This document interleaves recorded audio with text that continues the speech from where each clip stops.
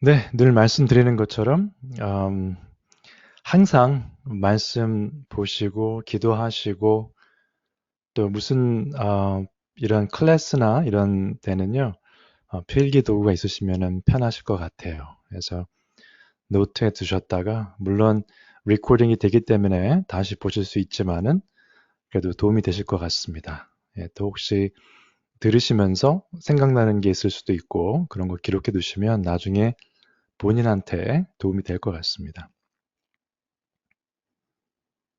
지난주 복습 조금 하죠. 지난주에 성령 충만에 대한 이야기를 하면서 성경 말씀이 무엇이냐 간단하게 설명을 드렸었습니다. 우리가 보통 하나님의 말씀, 생명의 말씀 이렇게 얘기를 하는데 영어로는 canon이라는 단어를 쓰거든요. 근데 이것이 캐톨릭 처치에서는 예를 들어서 성자죠. 세인트를 이렇게 공식적으로 인정할 때 canonize 한다고 해요. 그래서 성경 말씀도 단어의 뜻은 그런 것입니다. 공식적으로 인정된 책이다. 뭐 이런 뜻으로 보시면 되는데 이 단어가 물론 히브리어에서 온 거지만은 헬라어로 canon 이것이 와서 결국은 measuring rod라. 그렇죠? 그러니까 우리가 쓰는 자라는 뜻이에요. 자. 예, 그래서 이것이 우리 삶의 모든 영역에서 기본적인 스탠더드다, 기준이다. 기억해 두시면 될 것 같습니다. 또 지난주에 말씀드린 것 중에 하나가 영적 성장과 만족한 삶을 위해서는 우리의 생각이나 이런 경험 같은 것을 말씀으로 맞춰가는 것이 중요하다 말씀드렸어요. 물론 설교 말씀을 드릴 때나 혹시 아니면은 이렇게 성경 말씀을 공부할 때 우리의 어떤 사회적인 생각, 배웠던 것들을 사용할 때가 있습니다. 그쵸? 예로 사용할 때가 있는데 그 예로 사용하는 이유는 성경 말씀을 더 잘 이해하기 위해서죠. 그러니까 이것이 주가 되면 안 되고 하나님의 말씀이 주가 되어야 되는 것이죠. 이 부분 이해가 잘 되시죠? 네. 그 지난주에 질문 중에 중보에 관한 것이 있었습니다. 그래서 한글 그 한자어죠. 이 단어하고 영어 혹은 그 성경의 본문에 나오는 원어와 조금 차이가 있는 것 같아요. 어떤 뜻이 다르다기보다는 그 느낌의 차이겠죠. 그래서 그걸 조금 설명을 드릴게요. 다들 알고 계시면 좋을 것 같아서. 우리 흔히 말하는 중보라는 것을 영어에서는 intercession이라고 합니다. 그래서 그 저희들이 이제 성경 공부할 때 쓰는 성경 사전이라는 게 있죠. 그 홈은 그 성경 사전에 보면 이렇게 단어가 설명되어 있습니다. intercession에서 사람이 중간에 이제 다른 사람들 사이에 들어가는 거, 이제 특별히 어떤 경우를 쓰냐면 the act of praying to God, 하나님께 기도하는 건데 on behalf of another person, 다른 사람을 위해서 하나님께 기도하는 행위를 전체적으로 intercession, 우리 한국말로 하면 중보라고 표현을 합니다. 네. 그래서 구약의 예를 보시면 소돔과 고모라의 심판이 이때 바로 전이죠.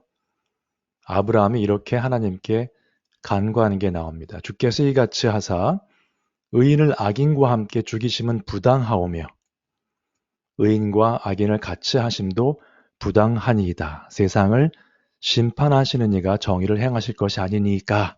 그러니까 이제 그 진멸당할 사람들을 위해서 간구하는 그러한 모습이죠. 그 다음에 사무엘 상도 보시면 사무엘이 이르되 온 이스라엘은 미스바로 모이라. 내가 너희를 위하여 여호와께 기도하리라 하매. 그러니까 사무엘이 이스라엘 민족들, 백성들을 위해 기도한 것. 그렇죠. 자신을 위한 것이 아니라 이스라엘 백성들을 위한 기도한 것. 이런 것들이 다 intercession 혹은 중보라고 볼 수가 있습니다. 그러나 우리가 지난주에 말씀 나눴던 것처럼 진정한 중보자는 성령님이시고 또 예수 그리스도시거든요. 그럼 이 부분을 어떻게 사용할 것이냐? 내가 중보자다라고 하는 건 조금 표현상에 무리가 있고요. 그러니까 기도를 남을 위해 기도하는 것을 중보 기도라고 하는 것은 괜찮은 표현인 것 같습니다. 제가 나중에 결론을 그렇게 내릴 건데요. 이 부분은 좀 기억해 두시면 좋을 것 같아요. 이 부분. 우리는 마땅히 기도할 바를 알지 못하나 성령께서 우리를 위해 간구하시는데요. 그 다음에 예수 그리스도께서 하나님 우편에 계셔서 우리를 위해 간구하신다. 이 두 가지 잠깐 기억해 두시면요. 좀 이따 설명드릴게요. 그들을 위해, 그러니까 예수님을 찾는 자들을 위해 간구하신다는 표현도 영어에서는 ESV 버전은 to make intercession for them. 그러니까 같은 단어를 써요. intercession이라는 단어를. 그러면 여기서 강조하는 것은 제사장 직분이죠. 예수님의 제사장 직분. 우리가 구약에서 보는 그 개념처럼 제사장들은 항상 하나님과 백성들 중간에 있었죠. 그들의 죄를 속해주기 위한 어떤 그 제물을 드리는 이런 것들에 관여를 했었잖아요. 제사장들이. 그래서 그런 걸 보면은 하나님과 우리의 중간 역할을 했다. 중보의 역할을 했다는 것이 나옵니다. 결국 신약에 가서는 예수 그리스도만이 멜기세덱의 반차를 따른 제사장이기 때문에 영원한 제사장이시죠. 아론의 반차가 아니고, 그렇죠? 그래서 이제 그 19세기에 앤드루 머리라는 그 유명한 신앙, 어떻게 보면은 목사님이시고 뭐 신학자라고 볼 수도 있겠죠. 그분이 이런 말씀하셨어요. 가장 고귀한 기도는 중보다. 우리가 말하는 중보기도. 그러니까 하나님께서 우리를, 그러니까 아브라함 비롯해서 이스라엘을 이렇게 선택하신 이유 중에 하나는 이 세상을, 그렇죠? 그들을 통해서 blessing, 복을 내리시기 위한 그런 방편이었다는 거죠.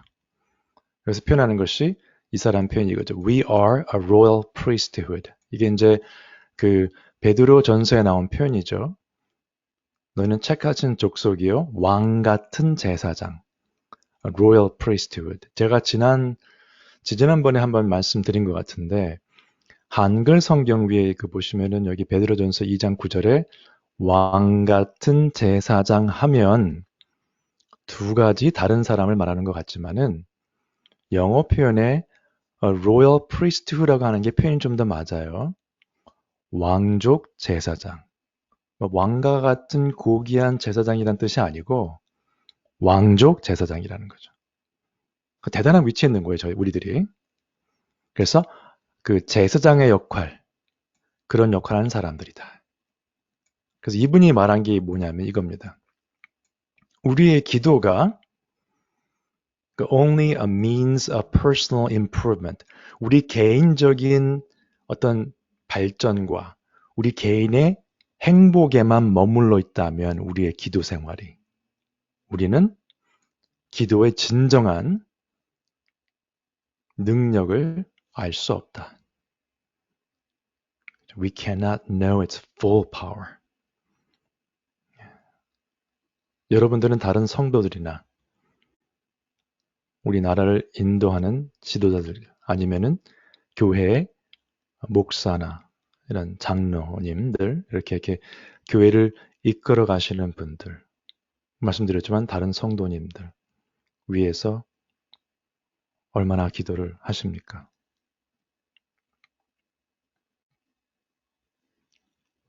그러면 그 기도는 어떤 의미가 있느냐 조금 설명 더 드릴게요. 디모데전서 보시면 사도 바울의 말입니다. 내가 첫째로 권하노니 모든 사람을 위하여 간구와 기도와 도구와 감사를 하되. 그러니까 모든 성도겠죠. 문맥상. 근데 간구, 기도, 도구가 비슷한 단어인데요. 조금씩 달라요. supplications, prayers, 우리가 말하는 prayer, 기도. 그 다음에 세 번째 도구라고 표현된 이 단어가 intercession으로 영어에서는 번역하고 있습니다. 남들을 위한 기도이기 때문에, 그런 의미이기 때문에. 그래서 이런 것들이 우리 구주 하나님 앞에 선하고 받으실 만한 것이다 라는 거예요. 네. 이런 사람들을 위해 기도하는 것. 네.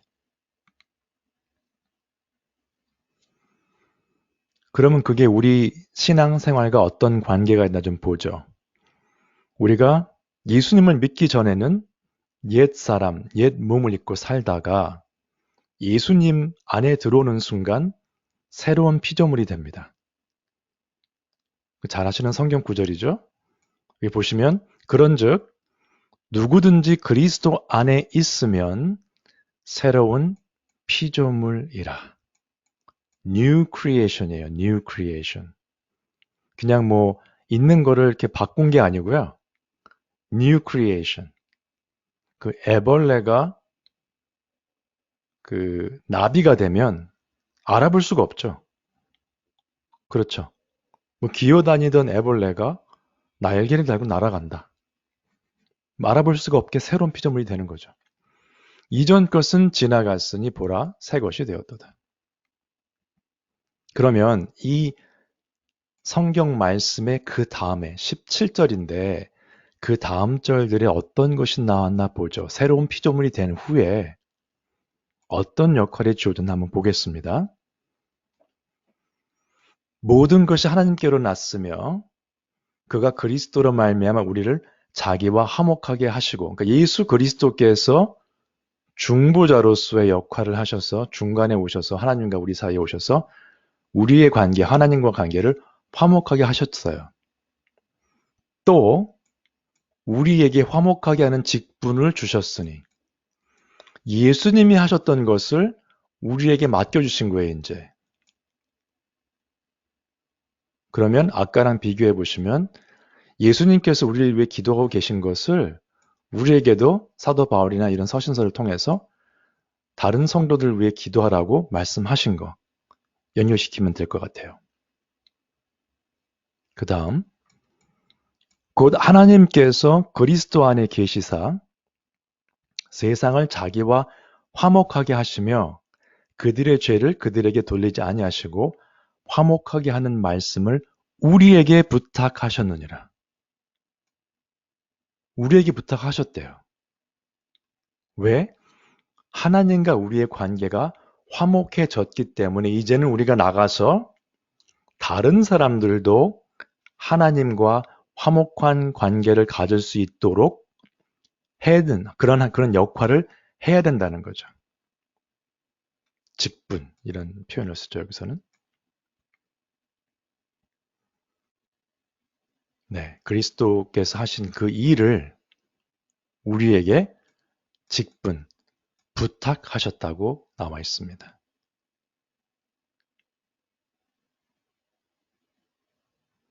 그 다음 계속합니다. 20절입니다. 그러므로 결론이죠. 이 패스지의 결론이 뭐냐면 새로운 피조물이 된 게 17절이었는데 우리가 그리스도를 대신하여 사신이 되어 이거 그러니까 대사관이 된 거죠. 대사가 된 거죠. ambassador라는 표현을 합니다. 그 영어 성경에는 하나님이 우리를 통하여 너희를 권면하시는 것 같이 그리스도를 대신하여 간청하느니 너희는 하나님과 화목하라. 상당히 막중한 임무를 가지게 된 거죠. 그리스도를 대신하여 사신이 되어. 사도 바울이 스스로 말한 거죠. 그러면 이것은 사도 바울만 할 수 있는 말이냐? 아닙니다. 우리가 성도들이 다 그 예수 그리스도의 사신이 된 걸로 보셔야죠. 그 앞에 구절 쭉 보시면, 그쵸? 여기 보시면. 그래서 에베소서 6장을 보시면 이렇게 됩니다. 모든 기도와 간구를 하되 항상 성령 안에서 기도하고 이를 위하여 깨어 구하기를 항상 힘쓰며 여러 성도를 위하여 구하라. 또 나를 위하여 구할 것은 나는 사도 바울입니다. 내게 말씀을 주사 나로 입을 열어 복음의 비밀을 담대히 알리게 하옵소서 할 것이니. 여러 성도를 위해 구하는데 이건 당연히 해야 될 것이지만 특별히 교회 안에서 아니면 밖에서 말씀을 전하시는 분들에게 기도할 것, 그분들을 위해 기도할 것은 복음의 비밀을 담대히 알리도록 기도하는 겁니다. 네. 여러분들 서포트 하시는 선교사님들이나 다른 분들을 위해 기도하실 때 어떤 거를 중점적으로 기도하십니까? 네. 한번 생각해 보실 부분입니다. 질문이죠. 제가 질문 드리는 건데. 그러면 선교사님 얘기하기 전에 여러분들이 이제 중보 기도라는 것을 하시는 그 모습 제가 여쭤봅니다. 여러분은 언제 다른 성도들을 위해 기도하십니까? 라는 질문입니다. 답변이 뭐 많이 있을 수 있지만 그 중에 한 두 가지 정도 보면은 뭐 기도 부탁을 받았을 때 혹은 기타 특별한 일이 있을 때 우리가 다른 성도들을 위해 기도하죠. 예. 근데 기억하실 것은 이 부분이죠. 저희가 로마서 보신 것처럼 성령님과 예수님께서 성도들을 위해 간구하신다고 그랬죠. 특별히 성령님에 대해서 나올 때 어떻게 표현했죠? 아까 제가 기억하시라고 말씀드린 부분. 우리가 마땅히 빌 바를 알지 못하나 성령께서 말할 수 없는 탄식으로 우리를 위해 간구하신다. 우리가 다른 성도님들을 위해 기도할 때 꼭 무슨 기도 제목이 있어야 되는 게 아니에요. 성경적으로 보면 성령님께서 예수 그리스도께서 이미 기도하고 계시기 때문에 우리는 그분들을 위해서 그냥 특별한 기도 제목 없이도 기도를 해야 됩니다. 그런데 어떤 기도를 할 것이냐? 성령님께서 어떻게 하셨죠? 하나님의 뜻에 따라 하셨다고 되어 있죠. 조금 이따가 또 설명을 드릴게요. 그 부분에 대해서는. 그래서 여기죠. 진정한 중보자는 예수 그리스도 한 분, 성령님. 네, 맞습니다. 그러나 우리가 다른 분들을 위해서 기도하는 그 행위라고 해야 되겠죠? 그 행위 자체는 중보 기도라고 해도 무방합니다. 그러나 그 기도가 어떤 특별한 기도 제목에 있다는 것보다는 하나님의 뜻에 따라 간구하는 기도를 말한다고 생각하셔야 돼요. 하나님의 뜻은 성경 말씀에 근거한. 그렇죠? 다른 것은 사실 2차적인 문제입니다. 가장 중요한 것은 성경 말씀에 나온 대로 성도들을 위해 기도하는데 사도 바울의 서신서를 나중에 한번 기회가 되면 사도 바울이 서신서의 주로 앞에 기도가 많이 나와요. 에베소서, 뭐 골로새서 다 나오는데 그걸 한번 기회가 되시면 한번 보십시오. 사도 바울이 어떻게 기도했는가. 하나님을 더 알아갈 수 있도록 기도한 것이 핵심입니다. 네. 다른 여러 가지가 있지만 굉장히 막연한 기도 같지만 성경적인 기도입니다. 여러분들께서 지금 하고 계신 기도와 한번 비교해 보실 필요가 있어요. 네.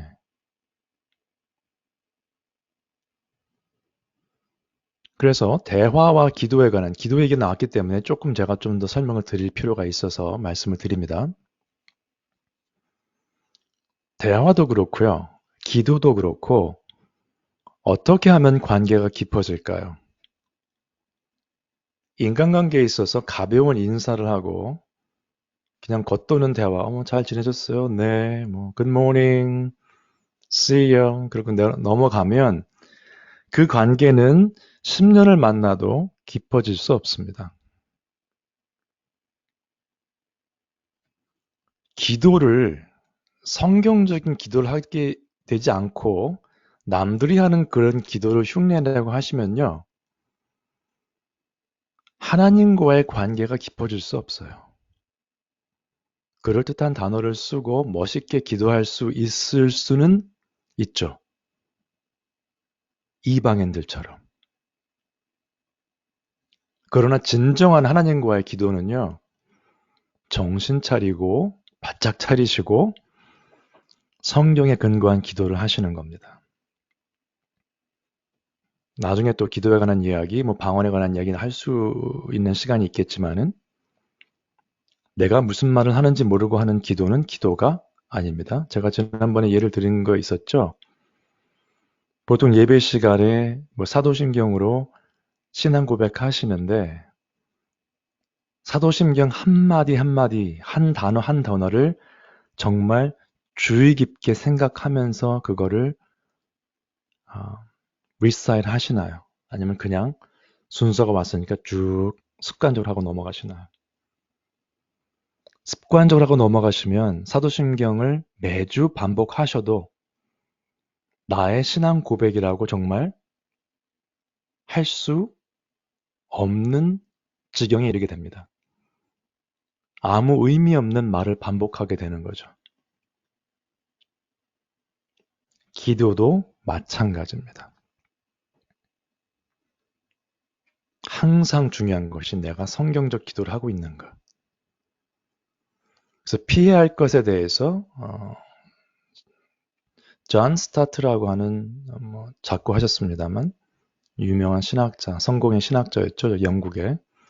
이분께서 상당히 많은 임팩트를 주셨는데 이분이 이런 얘기를 했어요. 기도에 대해서. 위선을 피해라. 뭐냐면 하나님이 드러나는 게 아니고 내가 드러나는 기도가 될 수가 있대요. The glory of self.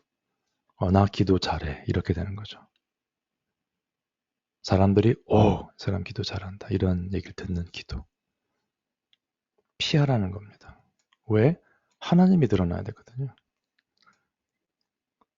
verbosity 이거는 이제 단어가 많은 거예요. 말이 많은 겁니다. 그러니까 이거는 그 기도의 근본적인 very nature of prayer, prayer라는 그 기도라는 그 근본 원리를 흔드는 거, 잘못 사용하는 거라고 표현했습니다. 이 사람이. 그러니까 degrading it from a real and personal approach to God. 그러니까 하나님과 정말 깊이 있게 내가 그 관계 속에 나아가는 게 아니라 그냥 내가 쓰는 단어들 아니면 성경적인 어떤 신학적 용어들을 막 그냥 쏟아붓는 거예요. 두 가지가 관계가 있죠. 말이 많은 기도와 내가 드러나는 기도. 존 스타트가 피해야 한다고 했던 부분입니다. 그럼 예수님은 뭐라고 하셨습니까? 너희는 기도할 때에 외식하는 자와 같이 하지 마라. 외식은 뭐예요? 네, 오래간만에 외식하자. 이게 아니죠.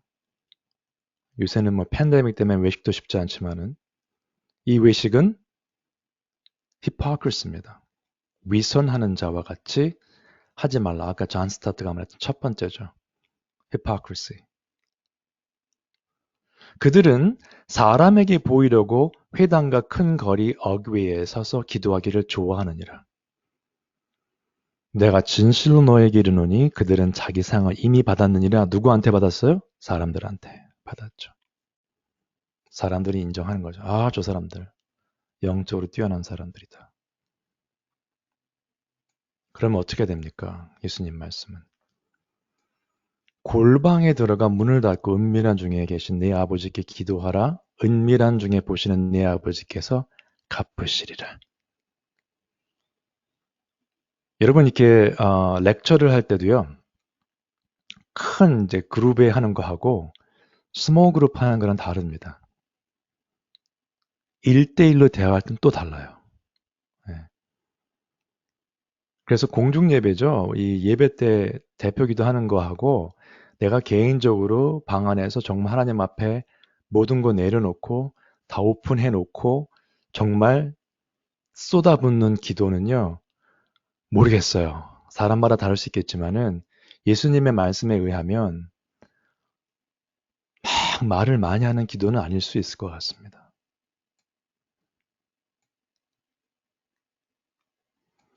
제가 A부터 Z까지 다 설명을 하고 다 쏟아부어야 하나님이 아실까요? 여러분들이 알고 있는, 여러분들이 기도하시는 하나님은 어떤 분이십니까? 소리를 지르고 일일이 다 리스트를 다 말씀해 드려야 아시는 하나님이세요? 아니면 그냥 그분 앞에서 마음을 열고 정말 아픈 마음으로 울고 있어도 무릎 꿇고 눈물만 흘리고 있어도 다 아시고 감싸 주시는 하나님이십니까? 여러분들은 어떤 하나님을 믿고 계세요?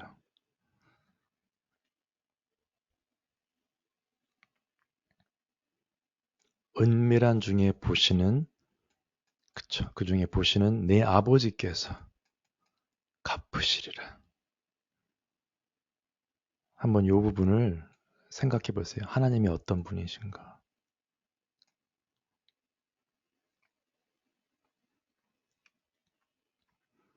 첫 번째는 hypocrisy, 그쵸? 위선. 두 번째는 뭐라 그랬죠? 말이 많은 겁니다. 또 기도할 때 이방인과 같이 중언부언하지 마라. 한 말 또 하고 한 말 또 하고 계속 말을 많이. 근데 이게 한 말 또 하는 중언, 그러니까 중언은 같은 말 반복하는 거지만 부언은 뭐예요? 말을 계속 이어서 많이 하는 거죠.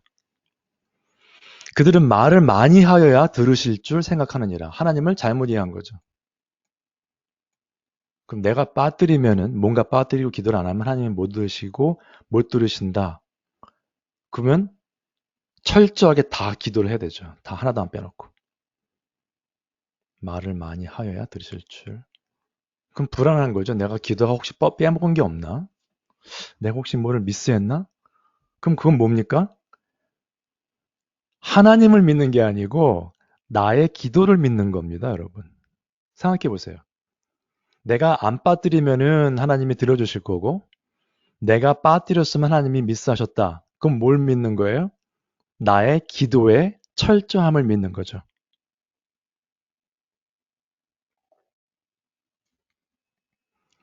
여러분들은 기도하실 때 하나님을 믿으시면서 기도하십니까? 아니면 본인의 기도의 열심을 믿으십니까? 그러므로 그들을 본받지 말라. 구하기 전에 너에게 있어야 할 것을 하나님 너희 아버지께서 아시느니라. 예수님께서 또 한번 확인하시죠. 사도 바울이 말했던 로마서의 말씀을 확인해 주시는 거죠. 아신다는 거예요. 그러나 기도하라는 거죠. 그러므로 너희는 이렇게 기도하라 하고 엄청나게 짧은 우리가 흔히 말하는 주기도문을 소개하시죠. 여기서 마태복음 5장에서. 하나 재밌는 사실은요. 너희는 이렇게 기도하라 하셨는데 이 기도는 예수님이 하셨던 기도는 아니죠. 예수님이 하시는 기도는 아니었죠. 왜냐하면 중간에 우리가 우리에게 죄 지은 자를 사준 것 같이 우리의 죄를 사하여 주옵시고가 나오죠. 예수님은 죄 없으신 분이기 때문에 본인의 죄를 사해달라는 기도를 하실 수가 없죠. 예수님은. 그죠? 예수님께서 우리에게 당부하신 거지 예수님이 하셨던 기도라고 볼 수는 없습니다.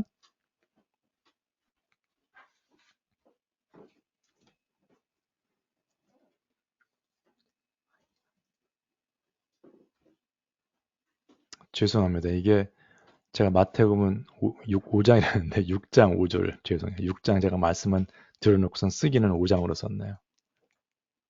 그쵸? 죄송합니다. 6장으로 보시고요.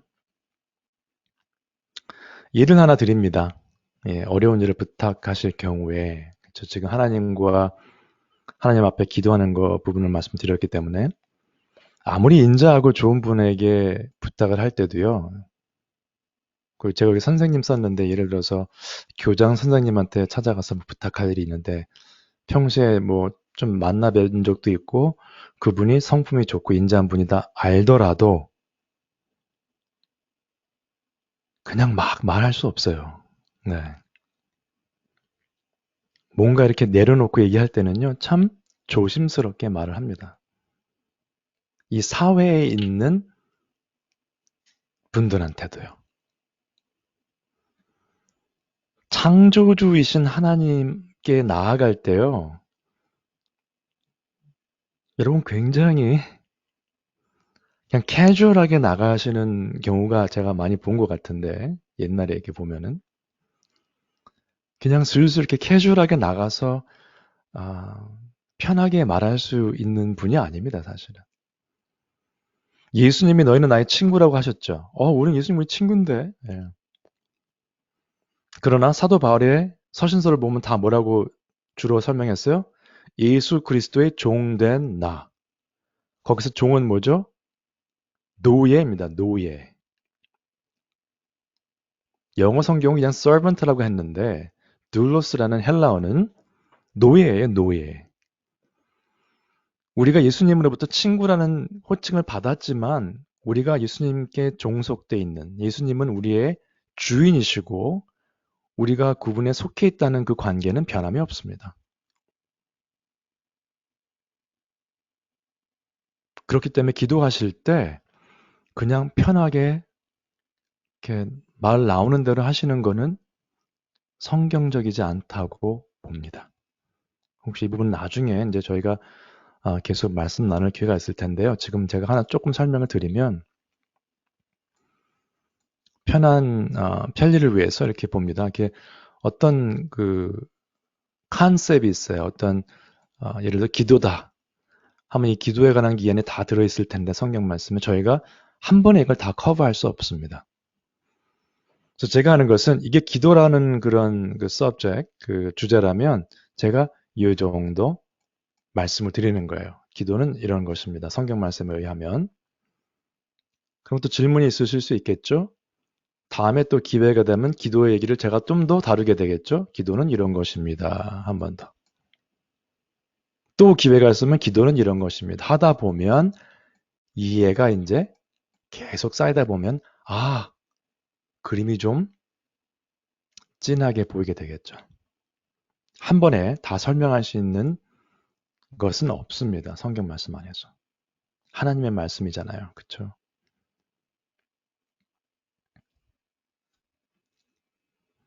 중간 결론입니다. 그래서 이제 중보 기도 얘기도 하셨고 말씀드렸고 다른 거 말씀드렸는데 일반적인 기도 얘기도 말씀드렸는데 사도 바울의 에베소 교회에 보냈던 서신서에 나온 이야기입니다. 내가 너희를 권하노니 너희가 부르심을 받은 일에 합당하게 행하며 부르심을 받은 일이 무엇인지를 먼저 알아야 되겠죠. 내가 뭐에 부르심을 받았나? 성도가 무슨 뜻인가? 말씀을 왜 봐야 하는가?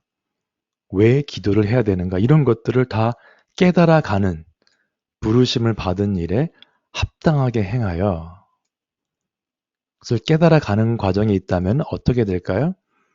모든 겸손과 온유로 하고 오래 참음과 사랑 가운데서 서로 용납하고 평안에 매는 줄로 성령이 하나 되게 하신 것을 힘써 지키라. 우리가 하나 되게 하는 것이 아니고요. 많은 분들이 오해를 하시는데 우리가 우리 교회를 하나 되게 하자. 아니고 이미 성령님께서 하나 되게 하셨어요. 우리 진정한 믿는 사람들은요. 성령님께서 하나 되게 하신 것을 우리는 평안, 그렇죠? 평화로 지켜가는 거예요. 힘써 지켜가는 거예요. 그게 부르심에 합당하게 행한다. 예, 그 뜻입니다. 중간 결론은 중보 얘기는 다 끝났고요. 이제 다시 돌아가서 지난주에 마무리 못했던 성령 충만 얘기를 다시 한번 하겠습니다. 그래서 성경적 성령 충만이다. 예를 제가 좀 더 드려야 되는데 그럼 성령 충만한 사람 제가 지난주에 여쭤봤죠. 성령 충만한 사람 생각하면 어떤 모습이 생각나세요? 신비한 체험을 해서 막 모습도 이상하고 막 이렇게 붕 떠 있는 것 같은 그런 모습이 떠오르실 수 있는데 성경적으로 성령 충만했던 사람들은 이렇게 살았습니다. 베드로가 성령이 충만하여 이르되 백성의 관리들과 장로들아 하면서 나사렛 예수 그리스도 얘기를 했어요. 무리가 다 성령이 충만하여 담대히 하나님의 말씀을 전하니라. 성령 충만했던 사건 이후에 사도행전에서 보시면은 거의 대부분의 사건이 하나님의 말씀 예수 그리스도에 관한 것과 거의 관계가 있습니다. 성령 충만하여 무리를 걸었더라 뭐 이런 얘기 없어요. 성령 충만하여 예수 그리스도에 대해서 하나님의 말씀을 담대히 선포했다. 그 말들이 대부분입니다. 그래서 요즘도 이런 얘기 많이 듣죠. 하나님의 음성을 듣는다. 예. 그러니까 여러분 제가 이 말씀을 자꾸 드리는 이유는 뭐냐면 성경 말씀을 자꾸 이렇게 보여드리는 이유는 뭐냐면 여러분들이 성경 말씀을 보시고 고민을 하셔야 돼요. 주위에 신앙생활 하시는 분들, 오래 하신 분들 많이 있을 거예요. 그러나 그분들이 말씀하시는 것과 체험한 것과 그분들이 설명해 주는 신앙생활과 성경 말씀에 나온 것을 비교해 보셔야 돼요. 그리고 성경 말씀이랑 차이가 나면 성경 말씀에 나온 것으로 바꿔 가셔야 돼요. 본인 스스로. 히브리서 1장에 이렇게 나옵니다. 옛적의 선지자들을 통하여 프로핏들이죠. 뭐 이사, 예레미야 이런 분들이겠죠. 다 포함해서 여러 부분과 여러 모양으로 우리 조상들에게 말씀하신 하나님이 그때 구약 때는요. 하나님이 사무엘아 하고 부르셨어요. 하나님께서 모세야 백성들에게 이렇게 일러라 하고 인스트럭션을 직접 주셨습니다. 아브라함이 하나님의 사자들과 만나서 얘기를 하고 중보기도를 하고 그랬던 일들이 많았다는 거죠. 여러 모양. 우리 조상들에게 구약에 있는 조상들이죠. 이 모든 날 마지막에는 지금은 아들을 통하여 우리에게 말씀하셨으니 이 아들을 만유의 상속자로 세우시고 또 그런 말미암아 모든 세계를 지으셨느니라. 그 아들은 예수 그리스도.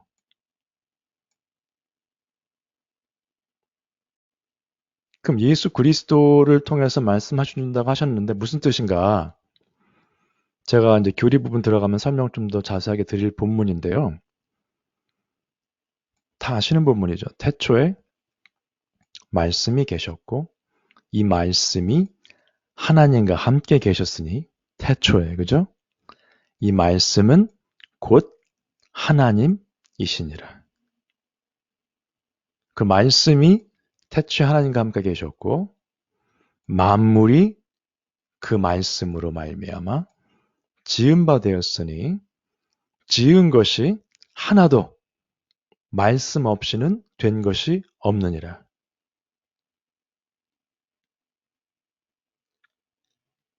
하나님의 말씀입니다. 그 말씀, 아들의, 그죠? 하나님의 아들, 여기 보시면 그 아들을 통해서 예수, 이제 14절을 나중에 제가 보여드릴 텐데, 요한복음 1장 14절. 성육신에 관한 부분이죠. 그 말씀이 육신을 입어 이 땅에 오신 거. 예수 그리스도 연결되시죠? 그러므로 성도의 삶은요. 우리의 몸을 우리의 삶 전체를 하나님이 기뻐하시는 거룩한 산 제물로 드리라. 그게 바로 우리가 드릴 영적 예배라고 합니다. 근데 그렇게 하게 되면은 어떻게 되는가? 이 세대를 본받지 않고 마음을 새롭게 함으로 변화를 받고 그 다음에 하나님의 선하시고 기뻐하시고 온전하신 뜻이 무엇인지 분별하게 된다는 거예요. 어떻게 해요? 말씀을 통해서.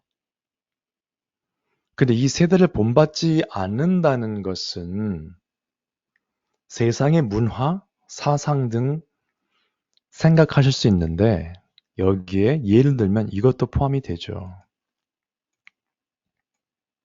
우리의 신앙생활이 포함이 됩니다.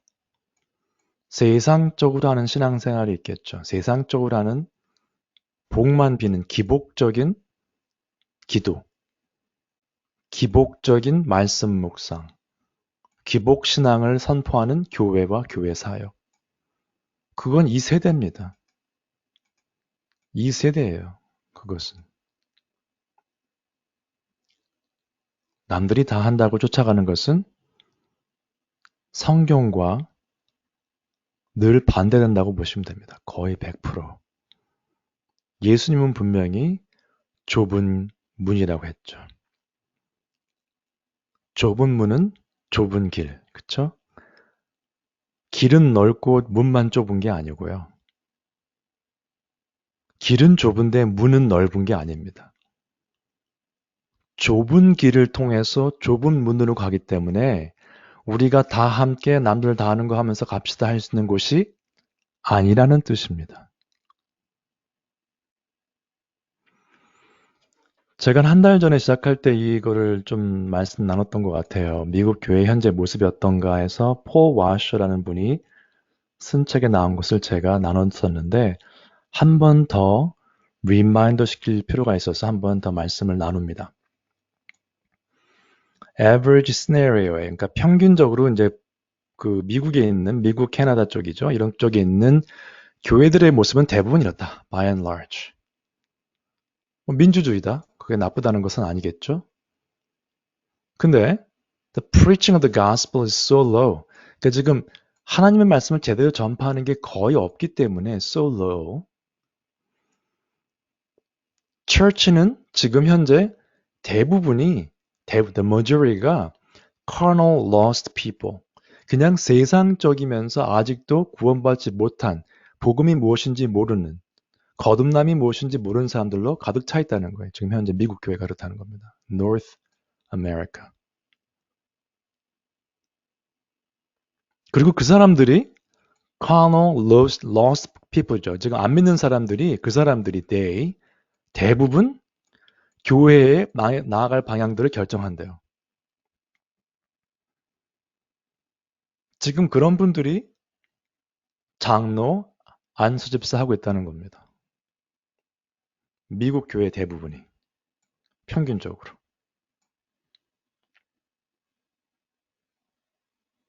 왜냐하면 패스터들이요. 그 많은 사람들을 잃고 싶지 않은 거예요. The great number of people를 잃고 싶지 않아서 그런 겁니다. 그분들이 좋아하는 설교를 하고 그분들이 하고 싶어하는 사역을 하기엔 놔두는 거죠. 오케이, 또 바자회 합시다. 네, 뭐요? And 그 목사들이 잘못된 생각을 가지고 있대요. 잘못된 이해죠. regarding 예를 들었는데 전도가 무엇인지, 진정한 거듭남이 무엇인지. 목사 자신도 그걸 성경적인 게 뭔지를 모르기 때문에 그 교회 안에 믿지 않는 사람들을 위해서 다 한다는 거예요. 모든 것을. 그렇게 되면 어떻게 되는가? Little group of true sheep. 그러니까 뭐냐면 정말 소수의 예수 그리스도를 믿는 사람들이 그 안에 있겠죠, 분명히. belong to Jesus Christ. 이 사람들은 거기 앉아가지고요. 쇼를 보는 겁니다. Midst of all the theater. 주로 큰 교회가 많이 그렇겠죠, 아무래도. 큰 교회를 탓하는 게 아니라. 저희 같은 조그만 교회에서는 이런 공연을 할 수가 없습니다. 인원이 없기 때문에 하려고 해도. 절대 할 이유는 없지만은. 그 사람들은 그 소수의 예수를 따르는 사람들은 교회에 앉아가지고 공연 보는 거예요. 세상적인 멀티미디어. 속으로 이렇게 외치면서 앉아있는 거죠. 우리는 그저 예수님을 예배하고 We just want someone to teach us the Bible. 누가 좀 성경 말씀 좀 가르쳐줬으면 좋겠다. 그리고 앉아있는 거예요, 사람들은. 갈 데가 없어요. 성경 말씀을 듣고 싶어도. 우리가 항상 들으시는 아모스 8장에 나오는 이야기죠. 음식, 물이 없어서 기근이 아니고 하나님의 말씀이 없어서 기근이다. 지금 그런 시대에 살고 있습니다, 우리가. Dear friends, 이 사람이 정말 슬픈 마음을 하는 얘기예요. 이 책을 읽는 사람들한테. 이 수많은 패스터들은요, 정말 엄청난 죄를 짓는다는 거죠. They're going to pay for this terrible condition of their churches. 죄값을 치를 것이다. 이렇게 교회를 놔둔 것에 대해서. 방관한 것에 대해서. 구체적으로 뭐였느냐? Trying to keep together a bunch of wicked people.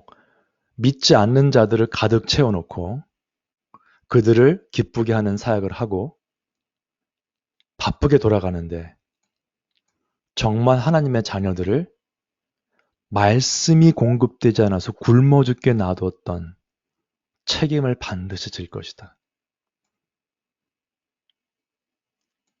10 Indictments Against the Modern Church라는 책입니다. 짧은 책이고요. 혹시 킨들이 있으신 분들은 킨들 버전은 공짜입니다. 그냥 다운로드 받아서 보시면 돼요. 저는 이 책을 읽고 정말 가슴이 아팠습니다. 네. 이럴 수가 있구나 하면서 상당히 무서운 이야기죠. 네. 상당히 무서운 이야기입니다. 참고하시고요.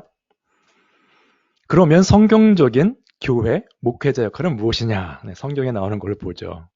우리가 마땅히 해야 될 것, 고린도 후서 말씀을 비추어서 보면 우리는 사도 바울과 사도 바울의 동역자들입니다. 구원받는 자들에게나 망하는 자들에게나 하나님 앞에서 그리스도의 향기다. 이 사람에게는 사망으로부터 사망에 이르는 냄새요. 망하는 자들이죠.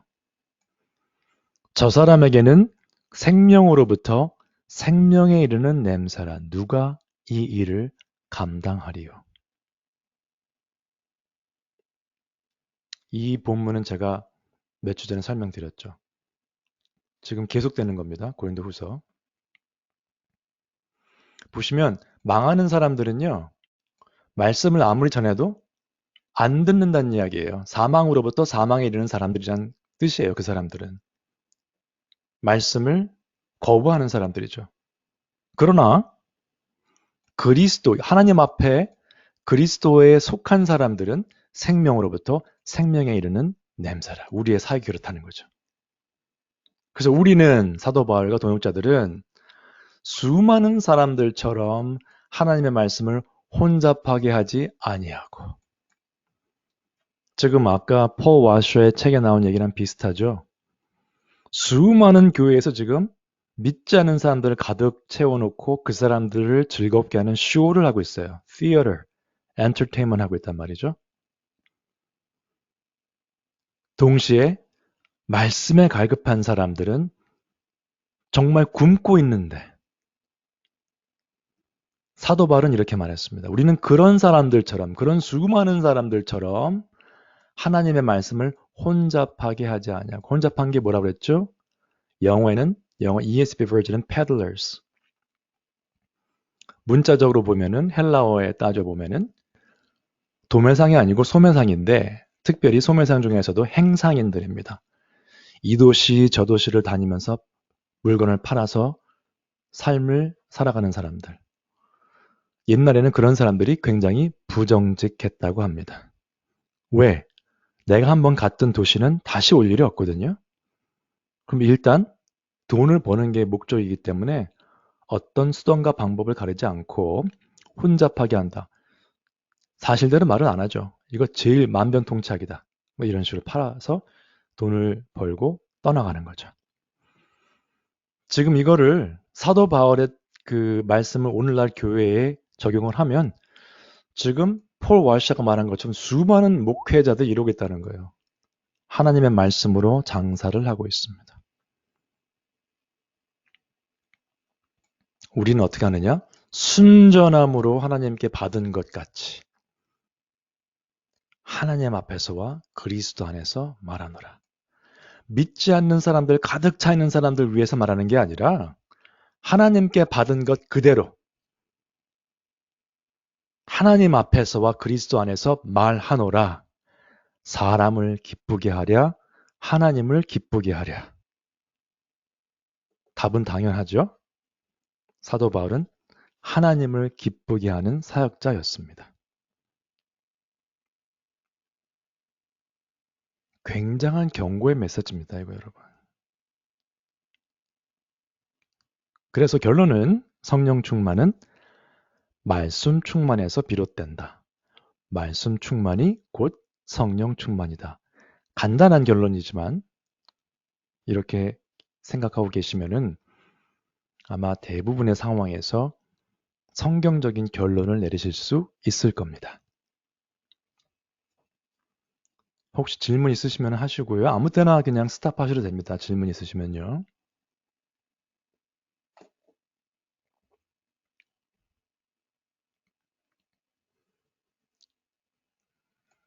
교리의 부분에 대해서 한번 들어가 보겠습니다. 교리.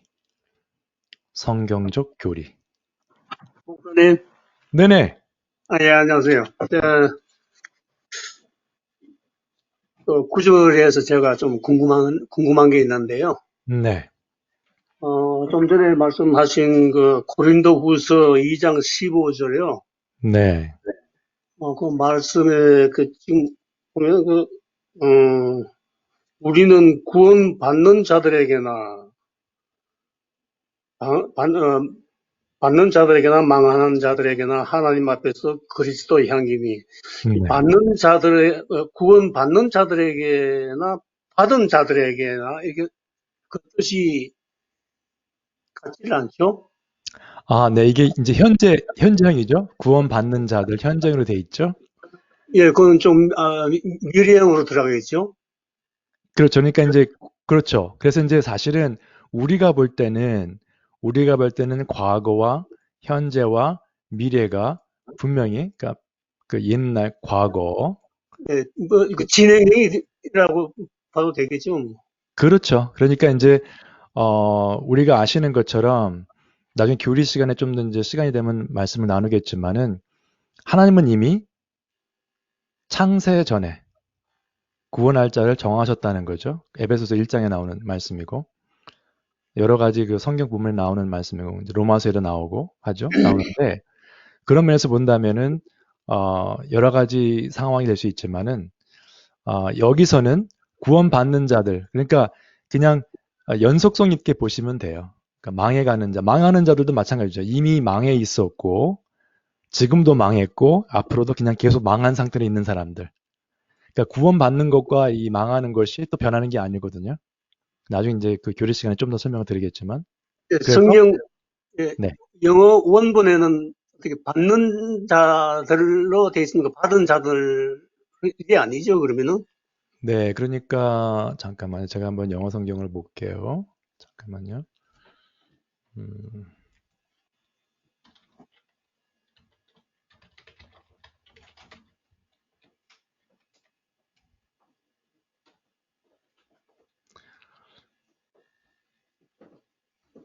네, 받는 영어는 자들이라고 현재 진행형이에요. 그러니까 받는 자들이라고 하면은 아직까지 구원을 받지 아니하는 사람들인데 그리스도의 향기라고 이렇게 그 이 말씀하신 성경 말씀에 이제 네. 아직 구원받지 않는 자인데 그리스도의 향기라고 이렇게 표현하면은 좀 어색한 것 같아서. 네네네. 그 이제 그 표현상의 문제고 어떻게 보면은 번역상의 문제죠. 그래서 이제 영어 성경에는 어떻게 되냐면은 aroma of Christ God among those who are being saved. Who are being saved. 그죠? 구원받고 있는 자들. 예, 그렇게 돼 있어요. 그래서 현재 진행형으로 보시면 되는데 한글과 영어의 차이가 조금 있고요. 예, 그다음에 이거는 이 부분은 나중에 현재형, 뭐 미래형 이런 것들은 그 교리 시간이나 다른 예, 시간에 한번 설명을 드릴게요. 예, 예, 예, 예, 예. 예, 감사합니다. 네, 감사합니다. 포인트는 누가 됐든지 간에 구원을 받은 자가 됐든 그렇지 않은 자들이 됐든 우리가 할 일은 그냥 똑같이 말씀을 전하는 자들이다. 그게 포인트입니다. 여기서 이 본문에서는. 감사합니다. 네. 그래서 교리에 관한 거 좀 들어가 보죠. 시간 허락하는 동안만. 일반적으로 교리, 신학 이렇게 하면은 생각을 어떻게 하시냐면 현실적이지 않은 것 같고 사람들이 만들어낸 거 아니냐, 뭐 신학, 교리 이런 거. 나는 평신도다. 그러니까 나는 안 배워도 된다. 이렇게 말씀하시는 경우가 많이 있습니다. 뭐 또 붙인자면 뭐 재미없다. 뭐 이런 분도 있고.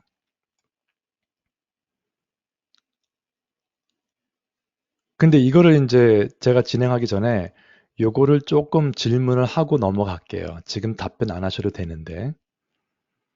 하나님의 말씀을 계속 들으셨어요. 설교를 지금 들으신 것 생각해 보시면 몇십 년 동안 들으셨을 거예요. 변하신 부분도 있겠지만 변하지 못한 부분도 있으실 거고. 근데 그런 부분을 다 보실 건 아니지만은 본인들이 생각하시기에 지금까지 여러분의 삶에 그동안 배우고 들은 말씀들이 얼마나 많은 영향을 미쳤나요? 한번 생각해 보시면 좋을 것 같아요. 지금 답변을 안 하셔도 한번 생각해 보셨으면 좋겠어요. 이번 주에. 네. 그래서 숙제를 제가 드립니다. 열왕기상 19장 14절부터 21절까지 한번 이번 주 일주일 동안 읽고 또 읽으시고 내일도 읽으시고 그 다음 날도 읽으시고 다음 주 사실은 23일 다음 주가 마지막 시간이거든요. 끝나고 나서 잠깐 브레이크를 갖고 10월 중순이나 이후에 다시 시작을 하겠지만은 한번 말씀 묵상해 보세요. 하나님께서 엘리야에게 하신 말씀 그 중에서 뭐 7천 명을 남겨두셨다는 말씀 엘리사에 관한 부분 한번 보시면서 한번 묵상해 보시기 바랍니다. 자, 교리 단어의 정의를 내려보죠. 일단 종교적 원리나 이치다. 그래서 하나님에 대한 바른 이해를 도와주는 것이고 우리가 생각하고 바라는 하나님의 모습이 아닌 성경에 기록된 하나님을 배우고 알아가는 것이다. 이게 왜 중요하냐면요. 제가 이제 다음 주에 총 정리하면서 말씀을 드리겠지만 저희가 몇 주 전에 배웠던 강해 설교와 또 관계가 있습니다. 이게 국어사전에서 나온 정의거든요. 강해가 무엇이냐? 학설 등을 강의하듯이 논하고 풀이함. 그러면 설교는 무엇이냐? 종교의 교리를 설명함. 교리를 설명함. 그게 설교예요, 사실은. 여러분, 교리를 설명하는 설교를 언제 들어보셨어요? 교리라고 하면은 무슨 이론이라기보다는 성경 말씀 자체인데 성경 말씀을 이렇게 설명하는 설교를 언제 들으셨던 게 언제입니까? 마지막에. 예. 우리가 강해 설교 하는데 강해 설교의 정의에 부합되는 설교가 요새 지금 거의 없습니다. 성경 공부인가? 이런 느낌이 원래 들어야 되거든요. 흔히 말하는 성경 공부라는 느낌이 들어야 되는데 전혀 그런 느낌이 없죠. 그리고 많은 성도님들이 교회에 오시는 분들이 성경 공부와 설교를 마치 완전히 다른 것처럼 생각을 하세요. 그런데 이 정의를 보시면 아니죠. 그죠? 학설 등을 강의하듯이 논하고 풀이함. 강의는 아니지만 강의하듯이 논하고 풀이하는 게 강해고 설교는 그런 교리들을 설명하는 것이다. 네. 뭐 더 설명드릴 부분이 없죠. 그래서 교리를 좀 설명드리면 이런 겁니다. 우리 사회에서도, 인간 사회에서도 생물학 하면 biology 하면은, bias 하면은 그 life란 뜻이고요. 그다음에 ology 오면 아니면은 logy 하면은 이게 study거든요. 그러니까 생명에 대한 연구하는 것이 생물학이에요. 그러니까 무슨 동물의 세계라든가 이런 것들을 뭐 물고기 뭐 이런 생명체들을 연구하다가 정리가 된 게 생물학이라는 거죠. 생물학을 만들어 놓고 이걸 연구한 것이 아니고 이거를 연구하다 보니까 생물학이라는 그러한 분야가 탄생을 한 거죠. 순서상 그렇게 보셔야 되겠죠? 신학도 마찬가지입니다. 하나님에 대한, theos에 대한, 하나님에 대한 연구를 하다 보니까 신학이 나온 거예요. 신학이 먼저 나온 게 아니고 하나님에 대한 연구를 하다가 신학이라는 분야가 등장한 건데, 그러면 하나님에 대한 연구는 어떻게 했을까요? 여기에 힌트 있죠? 성경을 연구해서 정리한 것이 교리, 신학이라는 거죠. 여러분 목회하기 전에 목회자들이 신학대학원 가서 뭘 배울까요? 성경 말씀을 어떻게 연구할 것인지 배우는 거죠. 왜 배울까요? 성경 말씀을 왜 어떻게 연구하는지 왜 배울까요? 졸업하고 나서 성경 말씀을 연구하는 방법 배운 것을 활용해서 연구를 해서 가르치고 전파하라고 나간 거죠. 근데 목회를 하면서 말씀을 연구 안 하고 말씀 외에 다른 것을 한다면 신학 대학원을 가는 의미가 별로 없겠죠. 어떤 분은 이렇게 말합니다. 뭐 신학, 디아로지 필요 없다. 그냥 나는 예수 그리스도만 알면 된다. 근데 여러분 생각해 보시면은 그 theology 단어 설명드렸지만 하나님에 관한 공부라고 그랬죠. Theos and ology 하면은 따져보면요. 우리 모두가 다 신학자입니다. 그런 의미에서 보면. 하나님에 대한 생각이 다 있어요. 문제는 그게 다 다르다는 것뿐이지. 그렇죠. 성경 말씀을 하나가 안 되면은 다 다른 하나님에 대한 이미지가 있습니다. 이해가 있고. 하물며가 아니죠. 단어가 선택이 이상하네요. 생각해 보시면 그 무신론자, 에이티스트라고 그러죠. 무신론자들도 하나님에 대한 생각이 있는 거예요. 그들은 뭐죠? 하나님이 없다고 믿는 거죠. 하나님에 대해 관심이 아예 없으면 무신론자도 필요 없습니다, 사실. 하나님은 없다. 믿는 거죠, 그걸. 예. 그러니까 우리는 모두 신학자예요. 그러면 이제 이게 R.C. 스프롤이 말한 건데 우리가 지금 신학을 공부하냐 안 하냐 그게 문제가 아니고 문제는 뭐냐면 우리가 지금 공부하는 하나님에 대한 이해가 사운드한 거냐, 바른 것이냐, 바르지 않은 것이냐 그 문제라는 거죠. 성경적이냐, 성경적이지 않으냐 그 문제를 봐야지 지금 하나님에 대한 공부 안 하겠다 할 수 있는 사람은 아무도 없다. 특별히 크리스찬 중에서는 그렇게 말하면 안 된다는 거죠. For every Christian 여기 나오죠. For every Christian. 우리가 피할 수 있는 부분이 아니다. 네. 그래서 바른 교훈이라는 그 sound or unsound 영어 표현인데요. sound doctrine이라는 표현이 이제 곳곳에 나옵니다.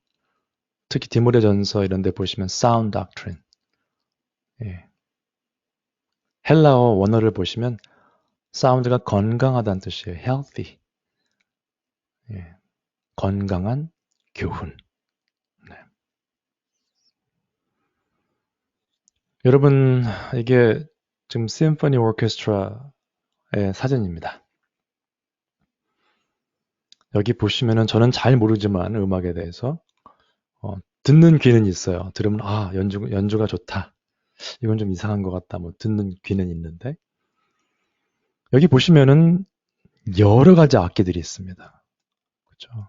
엄청나게 여러 가지 자세히 보면은 막 큰 뭐 첼로, 뭐 컨트라 베이스, 뭐 저는 잘 모르지만 바이올린에 뭐 비올라에 뭐 부는 악기 꽉 찼죠. 트럼펫에 뭐 뭐 많습니다. 피아노도 있고요. 뭐 이런 큰 뭐 북이 아니니까 이런 것도 있고. 근데 각 파트별로요. 요 파트만 들었고 뭐 요 파트만 들었다. 연습할 때 우리가. 그럼 요 파트만 들으면요. 무슨 음악인지 잘 실감이 안 나고요. 짐작을 해도 그 음악의 그 묘미를 느낄 수 없어요. 예를 들어서 트럼펫 부시는 분들만 크게 막 소리를 지르면 뭐, 뭐 트럼펫 좋아하시는 분은 그럴 수 있지만은 그게 무슨 음악인지 전체적으로 어떻게 어울리는지 알 수 없습니다. 근데 언제 그 진가가 발휘되죠? 각 파트별로 다 열심히 연습들을 한 후에 모여서 컨덕터가 나와서 전체적으로 시작 하고 이제 음악을 연주를 하면 듣는 청중들은 참 좋다 이렇게 되는 거죠. 이게 이런 음악이었구나. 이 부분에서 이런 것이 튀어나오고 또 저런 솔로가 있고 그런 음악이구나. 화음이 이런 데서 이렇게 나오는구나. 예. 왜 말씀드리냐면 교리를 공부하실 때 우리가 한꺼번에 다 할 수 없어요. 그 하나님론을 공부하시면서 성경 전체를 이해하시려고 노력해야 되지만 다 이해할 수 없습니다. 구원론을 하면서 종말론까지 터치를 해야 되지만은 종말론까지 다 이해하기 힘들어요. 그래서 어떻게 보면 굉장히 exciting한 정말 흥미진진하고 너무너무 감사한 하나님이 주신 어사인먼트예요. 우리가 평생 해 나가야 될 부분입니다. 하나님은 어떤 분이신가? 우리 인간은 어떤 존재인가? 구원이 무엇인가? 죄는 무엇인가? 이런 토픽들을 교리를 통해서 공부하시다 보면 왜냐하면 토픽을 공부할 때마다 성경 전체를 보게 되거든요. 그 자꾸 쌓여요. 아까 말씀드렸던 이 박스처럼 하나님론 하면서 전체를 봅니다. 인간론 보면서 또 전체를 보고 구원론 계속 나가다 보면 이 그림이 조금씩 명확해지는 거죠. 그러다 보면 어떤 한 본문을 봤을 때 로마서를 봤을 때 성경 전체의 그림이 이제 연결이 조금씩 되는 겁니다. 창세기를 보는데 갑자기 계시록까지의 모습이 연결이 조금씩 되는 겁니다. 그거 얼마나 기쁜 일입니까? 그죠? 이 한 부분, 오케스트라 한 부분만 듣다가 전체를 한번 들어보세요. 그리고 이분들이 연습을 할 때 한번 들어가 보시고 실제 공연할 때도 보시고 연습하다가 틀리면 또 다시 하죠. 그 부분은. 부족한 부분 또 연습하고 그래서 정말 완성된 것을 연주할 때 얼마나 멋집니까? 우리의 신앙생활은 우리가 부족하고 정말 여러 가지로 힘든 그런 부분이 있지만은 그런 부분들을 염려하시지 마시고 성경 전체를 보는 눈을 자꾸 길러 가셔야 돼요. 좋은 교사를 통해서 그 말씀들을 자꾸 공급받으시고 그래서 질문도 하시고 전체를 이해할 수 있도록 계속 노력하시면 신앙생활이 즐겁습니다. 말씀을 보시는 게 즐거워요. 일 끝나고 저녁 먹고 나서 그 식사하시고 나서 또 말씀을 봐야 되겠다. 이런 이 크레이빙이 있죠. 예.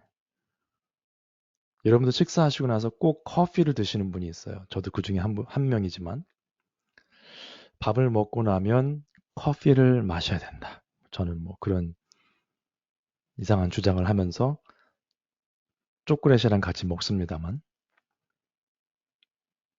그거 커피도 싫고 초콜릿도 싫으면 먹고 싶은 생각이 안 들겠죠. 근데 잊지 않고 커피는 마시고 잊지 않고 초콜릿은 이렇게 먹게 되더라고요. 예. 여러분들 성경 말씀을 보실 때 그런 자연스럽게 갑자기 이제 내가 일 끝나고 식사 끝나고 갑자기 자유 시간이 생겼다. 말씀 봐야지. 이런 방향으로 가는 여러분과 제가 됐으면 좋겠습니다. 지금 시간상 이거를 설명드리기가 좀 부족한데 이 부분은 아마 다음 주에 해야 될 것 같죠? 이 부분 제가 슬라이드가 적어도 2장 있는데 숙제 겸 내는 겸을 한번 조금 설명을 드릴게요. 왜 공부하는가? 다 아시는 지상명령이라고 하는 그 성경 구절인데 모든 것을 가르쳐 지키게 하라고 말씀하셨거든요. 예수님께서 한두 가지가 아니고 모든 것. 내가 너희에게 분부한 모든 것을 가르쳐 지키게 하라라고 말씀하셨어요. 그러려면 성경 전체를 보는 눈을 길러야 되겠죠.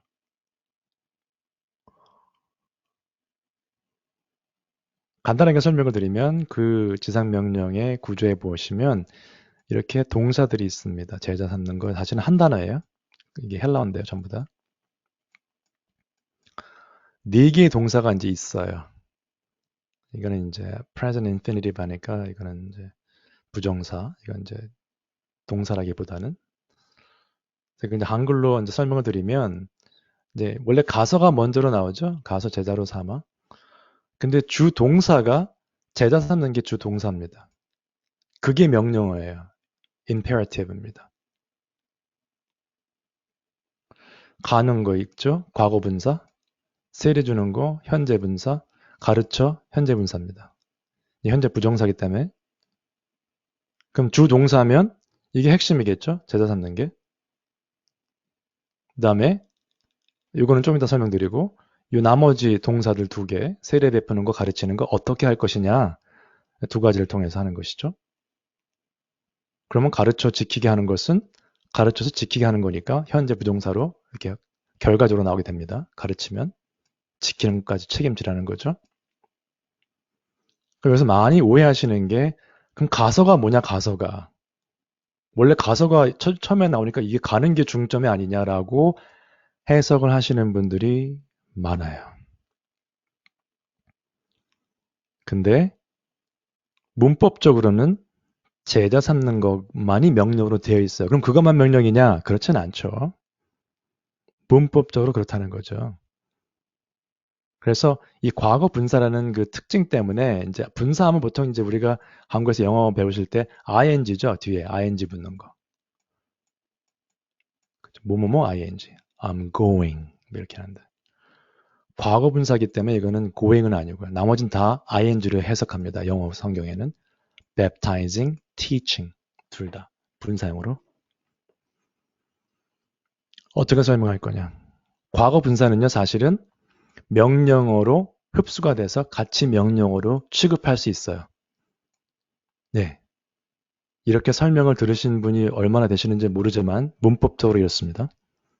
그러면 그렇다고 하더라도 가는 것이 제자 삼는 것으로 흡수가 돼서 같은 명령으로 신분 상승을 한다고 하더라도 지상명령에서 문법적인 핵심은 명령어는 제자 삼는 것입니다.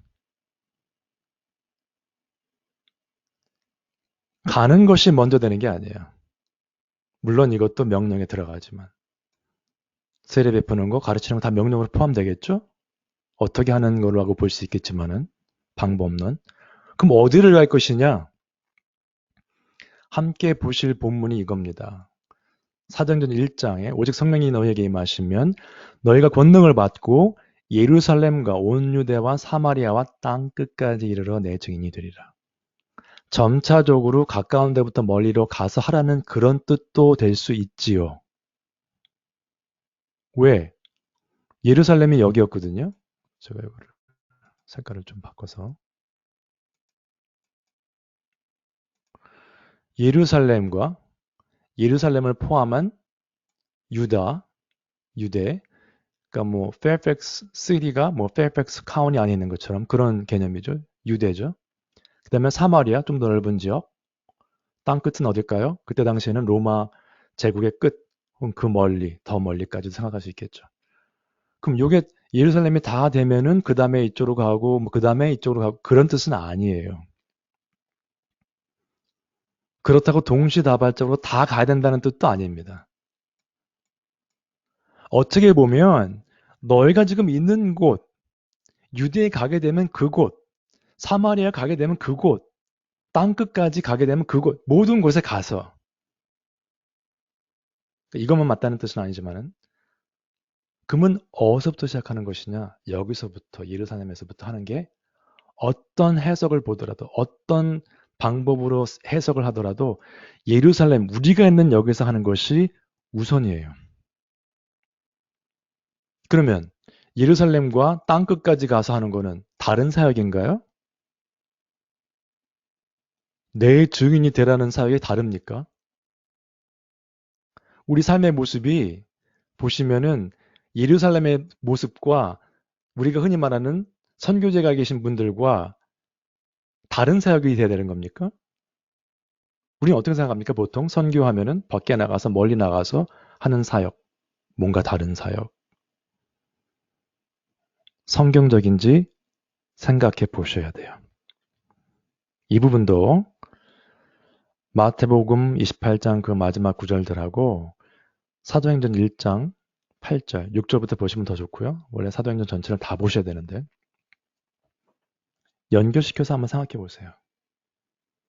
local church와 우리가 말하는 선교라는 흔히 말하는 선교라는 단어로 해당되는 그 사역과 다른 사역인가 같은 사역인가 무엇이 차이점인가 그렇다면 성경적으로 우리가 어떻게 접근해야 되는 것인가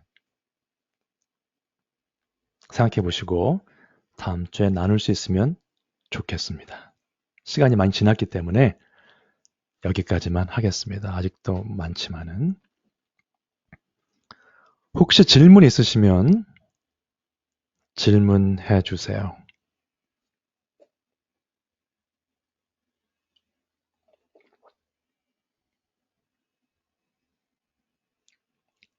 (3분이나) 지나서 네, 질문 없으시면 기도하고 일단 모임은 끝내도록 하겠습니다.